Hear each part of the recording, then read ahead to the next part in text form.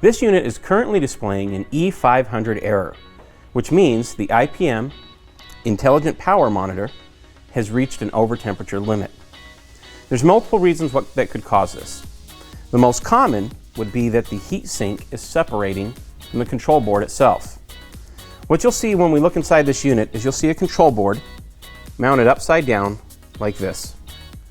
You'll see the screw holes here, which is holding the heat sink to the control board. When we flip the control board over, you'll see the connection points for the heat sink designed to dissipate the heat generated by the board. What needs to happen is that the heat sink itself needs to mount directly to those connection points. One of the most important things to know when you are going to replace a board because of its failure is that these two pieces of white residue here are actually thermal conductive grease.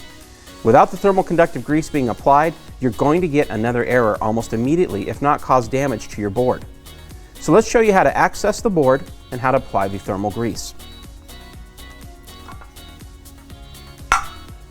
What I'd like to show you is that when you order the replacement board,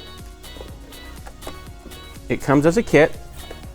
Here's our part number, which includes the board and includes the thermal conductive grease in a little pouch, along with step-by-step instructions of where to place the grease and how to apply it. Apply it liberally. The greater the amount of conductive paste, the greater the rate of heat transfer will be out of the board. To access the board, we're going to need a screwdriver to take the screws out. And I always like to have a magnetic parts dish handy to be able to keep all the screws we took out of the unit in place.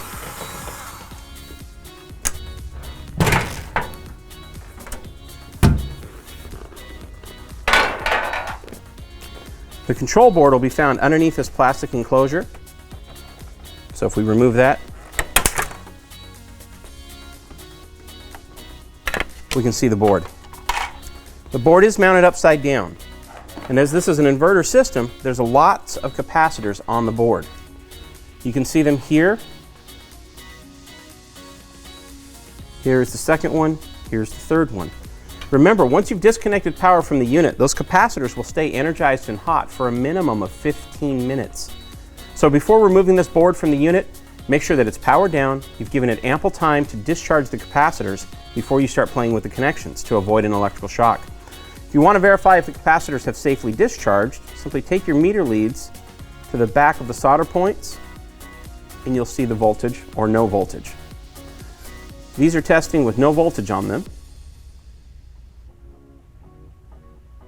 So we're safe to go ahead and remove the board. When it comes time to remove the board, you'll remove one screw here, lift the board up, and there'll be several connectors that you need to disconnect.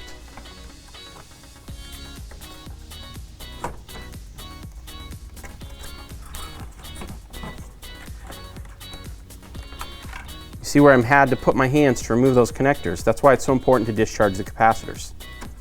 We flip the board over, you'll see the heat sink here. These screws right back here will remove the heat sink from the board. And again, be sure to take the thermal conductive paste and liberally apply it to the board itself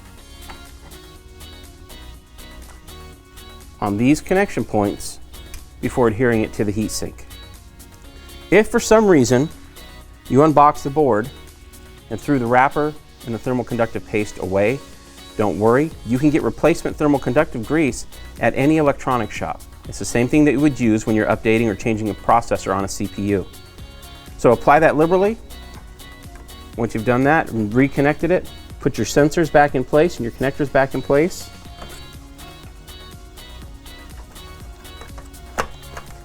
Set the board back down in. Place the cover back on.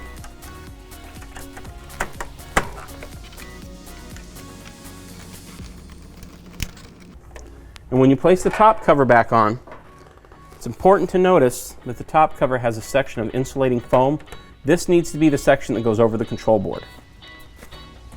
Note the arrows on top of the panel also show the direction of airflow. which should be pointing towards the front of the condenser fan. Reattach your screws and you're ready to go.